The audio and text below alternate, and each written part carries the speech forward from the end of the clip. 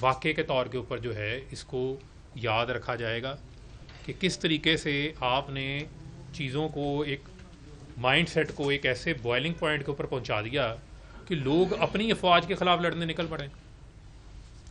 آپ 2 منٹ کے لیے تصور کر لیں، 2 منٹ کے لیے، کہ آپ آج افواج پاکستان کا جو تصور ہے وہ آپ کے ملک کی سیکیورٹی ہاریزون سے آپ ہٹا دیں اور آپ دیکھ لیں کہ بھارت جو ہے وہ خونی دانت نکال کر بیٹھا ہوا ہے.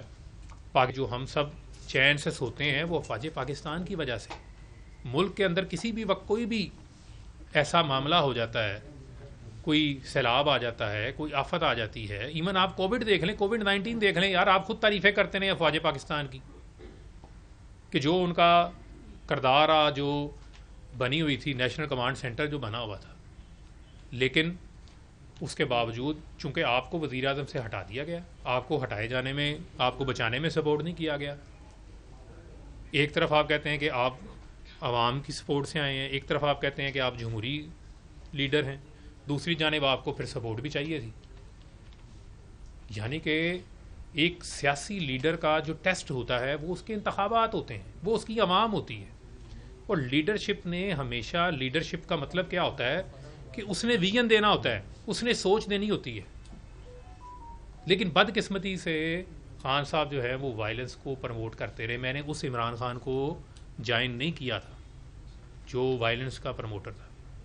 میں نے تو اس عمران خان کو جوائن کیا تھا جس نے ہمیں قائد اعظم کا پاکستان، نیا پاکستان، جس نے ہم جو ہے وہ معاشی اور معاشی انصاف، معاشرتی انصاف، جو سوشل جسٹس کے پیچھے جس نے ہمیں مدینہ کی ریاست کا ہمیں بتایا تھا. مدینہ کی ریاست کے اندر لوگوں کو اکسایا نہیں جاتا تھا کہ آپ جو ہے وہ اپنی ہی ریاست کے خلاف کھڑے ہو جائیں، آپ لڑنا شروع کر دیں. وقتی طور کے اوپر آپ کو مشکلات ہوتی ہیں، لیکن اللہ تعالیٰ یہ بھی تو کہتا ہے نا صبر کریں. صبر بھی تو کوئی چیز ہے، پیشنس بھی تو کوئی چیز ہے. لیکن صبر نہیں کیا، ملک کی اکانومی آپ دھرنے دیں، آپ سڑکیں بلاک کریں، جو مرضی کریں. جب انسٹیبلٹی ہوگی تو ملک کی اکانومی کوئی بھی آگے بیٹھ جائے، کوئی سے بڑے سے بڑا آپ لا کے کوئی سائنسدان بٹھا دیں، کوئی معیشت دان بٹھا دیں، کوئی بڑے سے بڑا آپ سیاستدان لا کے بٹھا دیں، وہ ملک آگے نہیں چل سکتا. پاکستان جیسے ملک اس طرح آگے نہیں چل سکتے جس طرح یہ کام کیا گیا. اس کے علاوہ 2 چیزیں بڑی اور اہم ہیں. سائفر کا معاملہ، سائفر آ گیا جی. مجھے آپ یہ بتائیں، نیشنل سیکیورٹی کونسل کی جو ہے وہ میٹنگ کی پہلی صدارت جو ہے وہ کس نے کی؟ وزیر اعظم تو عمران خان تھے. میں اس کمیٹی کا حصہ نہیں تھا، لیکن ہماری پارٹی کے اور لوگ وفاقی وزراء اس کمیٹی کے اندر بیٹھے تھے. آج ان میں سے میرے خیال میں شاید ایک آدھے کے علاوہ باقی سب چھوڑ چکے ہوئے ہیں. میرے خیال میں غالباً شاید اپنا ایک ایسے وزیر ہیں جو ابھی نہیں چھوڑے، انہوں نے نہیں چھوڑا، لیکن ان پہ بھی میں آؤں گا، بعد میں بات کرتا ہوں. باقی سب تو چھوڑ گئے. شیریں مزاری بھی تھیں اس میں، فواد چودھری بھی اس وقت بیٹھے ہوئے تھے، پرویز خٹک بھی بیٹھے ہوئے تھے، یہ سب چھوڑ گئے. اب اس میں اس وقت کے ڈی جی آئی بھی بیٹھے تھے، اس وقت کے چیف آف آرمی اسٹاف بھی بیٹھے تھے، نیول چیف بھی بیٹھے تھے، ایئر چیف بھی بیٹھے تھے، سیکرٹری خارجہ بھی بیٹھے تھے، فارن منسٹر بھی اس وقت کے موجود تھے. جب آپ کی سربراہی میں نیشنل سیکیورٹی کونسل کی کمیٹی کی میٹنگ ہو رہی ہو، سائفر اس میں زیر بحث ہے، لیکن اس کا مشترکہ اعلامیہ یہ جاری ہوتا ہے کہ یہ مداخلت ہے، یہ انٹرفیرنس ہے، یہ کانسپیرسی نہیں ہے، یہ سازش نہیں ہے. اس کا مطلب ہے کہ آپ نے اس کمیٹی میں سب پہلوؤں کو ڈسکس کیا ہوگا، جس میں بعد میں ہم نے بیانیہ بنایا کہ جی فلانا جا کے فلانے سفارتکار کو مل رہا تھا، فلانا سفارتکار فلانے کو مل رہا تھا. لیکن جب ہائیسٹ فورم میں یہ ڈیسائیڈ ہو گیا کہ یہ انٹرفیرنس ہے اور ہم اس کو ڈیمارش کریں گے. ڈیمارش مطلب کہ آپ یہ دیکھ لیں، پاکستان جیسا ملک جس کی ایک تجارت کا ایک بہت بڑا حصہ، سگنیفیکنٹ حصہ ہمارا یو ایس کے ساتھ ہماری ٹریڈ ہے، ہمارے اور ان کے ساتھ بہت ساری تعلقات ہیں، تعاون ہے. ان کو جب ہم جلسوں میں لے کے جائیں گے، جب ہم ان کو ٹی وی ٹاک شوز میں لے کے جائیں گے، جب بار بار اس ملک کا نام ہم استعمال کریں گے اپنے پولیٹیکل گین کے لیے، تو پھر آپ نے ڈیمارش کیوں کروایا؟ آپ اس وقت کہتے ہیں کہ جی ہمارا اختلاف ہے، وزیر اعظم کا اختلاف ہو گیا نیشنل سیکورٹی کونسل کے ممبران کے ساتھ. یعنی کہ پاکستان نے ڈیمارش دفتر خارجہ میں بھی کیا، پاکستان کے یہاں بھی بلا کے امریکی سفارتکاروں کو، اور واشنگٹن کے اندر بھی کیا. 2 جگہ ڈیمارش ہوا. کبھی اتنا سخت رد عمل پاکستان نے نہیں دیا. جب رد عمل دے دیا, سب کچھ ہو گیا, تو بس پھر آپ اس معاملے کو کے لیے استعمال کیا گیا. اور جس طریقے سے جب معلوم ہے کہ مثلا آپ ملک ایک وزیر اعظم ہیں, وزیر اعظم کو تو ادراک ہوتا ہے ان چیزوں کی سینسٹیوٹیز سے متعلق ادراک ہوتا ہے. وہ پاکستان جیسا ملک, جس ملک کے اندر آپ کو اس کی اکنامک سچویشن کا بھی یہ پتہ ہے, آپ کو یہ بھی پتہ ہے کہ آپ کو آئی ایم ایف کی ضرورت ہے, اور وہاں آپ, وہ پنجابی کی مثال ہے, تو آپ وہاں پر جو ہے وہ کمزور بھی ہیں اور آپ لڑنے بھی نکل پڑیں. یا تو آپ اتنے تگڑے ہوں نا کہ آپ کہیں کہ جناب آپ کے پاس کوئی 1000 ارب ڈالر کے ریزروز بھی پڑے ہیں اور آپ کی معیشت بھی بڑی مضبوط ہے, آپ لڑ بھی لیں. جب آپ کمزور ہیں, جب آپ نے پل پل کے اوپر آپ کو آئی ایم ایف کی جو ہے وہ وینٹیلیٹرز کی ضرورت ہے, اس وقت پھر آپ کو وہاں بھی تدبر اور حکمت سے چلنا ہے, وہاں بھی آپ کو لیڈرشپ شو کرنی ہے, جذبات نہیں شو کرنے. پھر مجھے یہ بتائیں, پھر لیڈر میں اور ایک عام شہری میں فرق کیا ہے؟ لیڈر تو وہ ہوتا ہے نا جو ایک راستہ دکھاتا ہے, جو گائیڈنس دیتا ہے, جو لیڈرشپ شو کرتا ہے, جو باقیوں سے بہتر سوچتا ہے, باقیوں سے بہتر قیادت کر سکتا ہے. جب آپ میں اور نیچے ایک عام آدمی کے جذبات میں فرق نہیں ہے, تو پھر آپ ملک کو کیسے آگے لے کے چل سکتے ہیں, ملک کو کیسے لیڈ کر سکتے ہیں؟ اس کا بھی ملک کو نقصان ہو.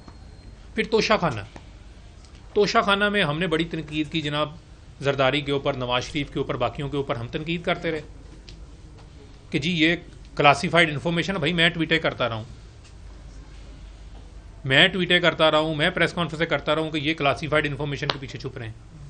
ہمیں یہ پتہ ہی نہیں ہے کہ عمران خان صاحب نے بھی توشہ خانہ سے گھڑیاں لی ہوئی ہیں, آپ نے پیمنٹ کر کے لی ہیں, جو بھی لیا ہے, واٹ ایور جو بھی آپ نے کیا ہے, میں اس کی ڈیٹیل میں نہیں جاتا.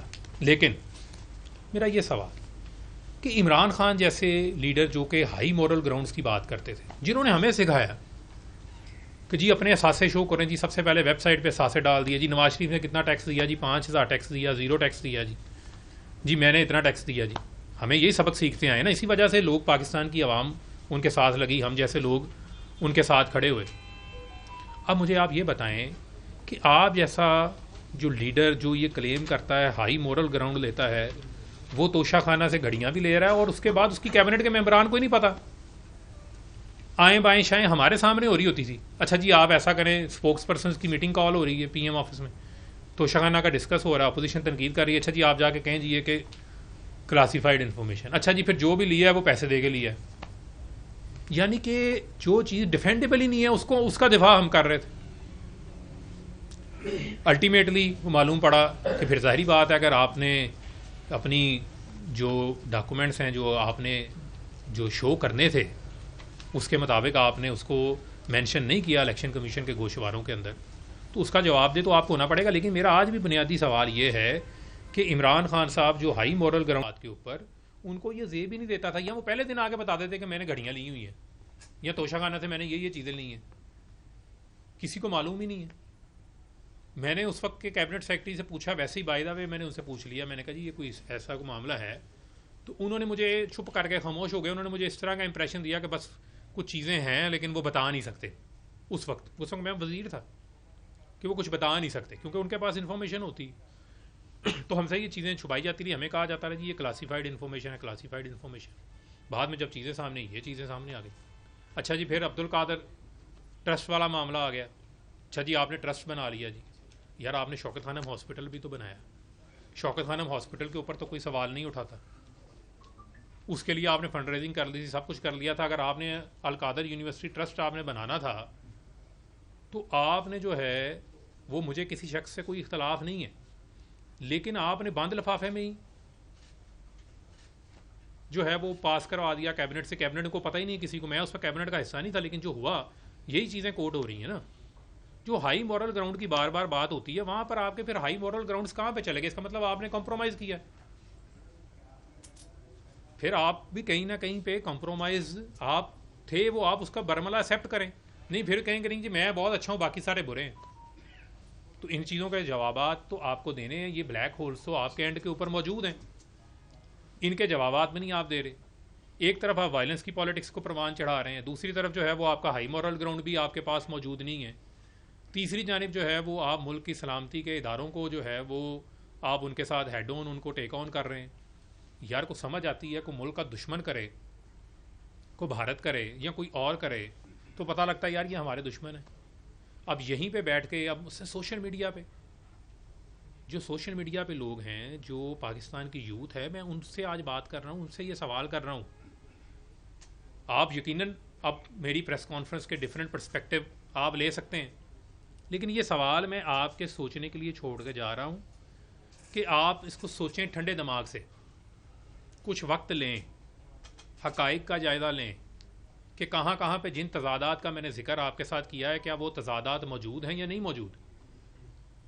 میں نہیں آپ کو کہہ رہا کہ آپ اس پارٹی کا ساتھ دیں یا آپ اس پارٹی کا ساتھ دیں یا نہ دیں. آپ کو میں جس پارٹی کو آج جوائن کرنے جا رہا ہوں اس کے بارے میں ابھی میں آخری 2 منٹ بعد اس پہ بات کروں گا، وہ میں پیغام آپ کو بعد میں دوں گا. لیکن آپ پہلے یہ تو سوچیں بھائی کہ ملک اگر باہر سڑک پہ کسی کی گاڑی جلی ہے تو وہ بھی کسی کی ہے.